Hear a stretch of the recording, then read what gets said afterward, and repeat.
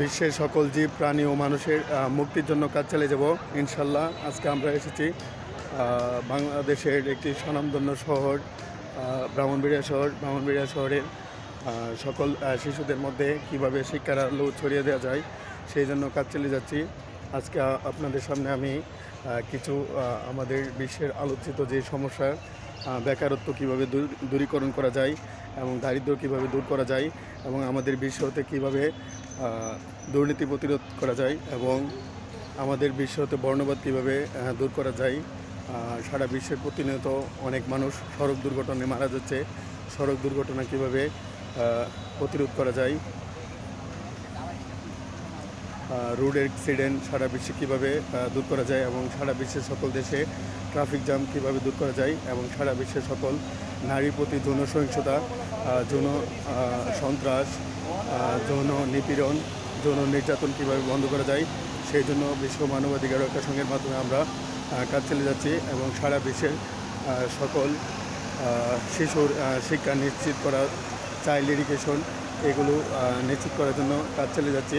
আমার একটি স্বপ্ন সারা বিশ্বের সকল শিশুকে শিক্ষার আওতায় নিয়ে আসা এবং সারা বিশ্বের সকল মানুষের মানসিক সমস্যা বা মেন্টাল হেলথ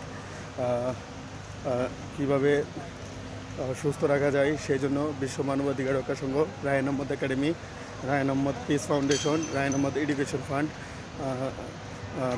দি ফিলোসফার অ্যাসোসিয়েশন বা দার্শনিক সংঘের মাধ্যমে আমরা কাজ চালিয়ে যাচ্ছি। আমাদের একটি লক্ষ্য সারা বিশ্বের সকল শিশুকে কীভাবে শিক্ষার আওতায় নিয়ে আসা যায় সেই জন্য কাজ চালিয়ে যাচ্ছি। আমরা এখন আছি ব্রাহ্মণবাড়িয়া শহরের লোকনাথ দিঘির পাড়ে। নেপোলিয়ন বোনাপার্ট বলেছিলেন যে give me an educated mother, I will give you an educated nation. সুতরাং তার মতো করে আমরা সারা বিশ্বের সকল শিশুকে শিক্ষার আওতায় নিয়ে আসার জন্য কাজ চালিয়ে যাচ্ছি। ইন্ডিয়ার জাতির জনক মহাত্মা গান্ধী বলেছিলেন be change if you wish to see in the world. বিশ্বকে পরিবর্তন করার আগে নিজেকে পরিবর্তন করো। সুতরাং সারা বিশ্বের সকল শিশুর শিক্ষা কীভাবে এনশিওর করা যায় সেই জন্য বিশ্ব মানবাধিকার রক্ষা সংঘ এবং রায়হান আহমদ একাডেমি কাজ চালিয়ে যাবে। বাংলাদেশের নতুন সরকার 2012 সালে 2026 সালের 12 ফেব্রুয়ারি যেই নির্বাচন অনুষ্ঠিত হয়েছিল তাতে বাংলাদেশ জাতীয়তাবাদী দল বিএনপি সরকার গঠন করে 213টি আসন লাভ করে বিএনপি জোট, যার ফলে 17 ফেব্রুয়ারি 2026 সালে সরকার গঠন করেছে।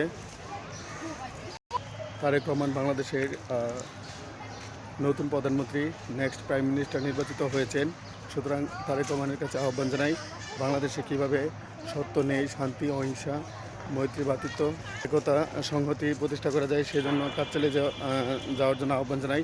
তারেক রহমানকে আহ্বান জানাই বাংলাদেশ এবং ইন্ডিয়ার সম্পর্ক কীভাবে উন্নত করা যায় এবং বাংলাদেশের সাবেক প্রধান উপদেষ্টা ডক্টর মোহাম্মদ ইউনূসকে আহ্বান জানাই আমাদের বিশ্বে কীভাবে শান্তি, সত্য, ন্যায়, অহিংসা, একতা, সংহতি প্রতিষ্ঠা করা যায় সেই জন্য কাজ চালিয়ে যান এবং বিশ্ব শান্তি, মানব কল্যাণ, মানবাধিকার ও ন্যায় বিচারের যেই বাণী প্রচার করছি, সারা বিশ্বের সকল শিশুর শিক্ষা নিশ্চিত করা, সারা বিশ্বের সকল নারীকে বাল্যবিবাহ প্রতিরোধ করে নারী শিক্ষা কীভাবে এনশিওর করা যায় সেই জন্য কাজ চালিয়ে যাচ্ছি।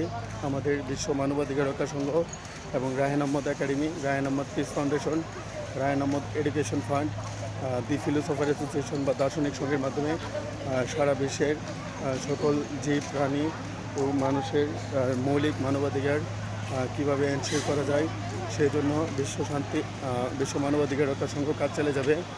I am working to ensure human rights, peace, justice, education for all people around the world. Whenever I was a young person, whenever I was child, I was dreaming a world where all person should be should gone to school. I think that every children should go to school for their better future. Whenever সারা বিশ্বের সকল জীব প্রাণী ও মানুষের মৌলিক মানবাধিকার কীভাবে নিশ্চিত করা যায় সেই জন্য কাজ চালিয়ে যাচ্ছি। বিশ্ব শান্তি, মানব কল্যাণ, মানবাধিকার ও ন্যায় বিচার প্রতিষ্ঠার জন্য কাজ চালিয়ে যাব। বিশ্বের প্রতিটি শিশুর শিক্ষা নিশ্চিত করা আমার জীবনের লক্ষ্য। বিশ্ব শান্তি, মানব কল্যাণ, মানবাধিকার ও ন্যায় বিচার প্রতিষ্ঠার জন্য কাজ চালিয়ে যাবো ইনশাল্লাহ।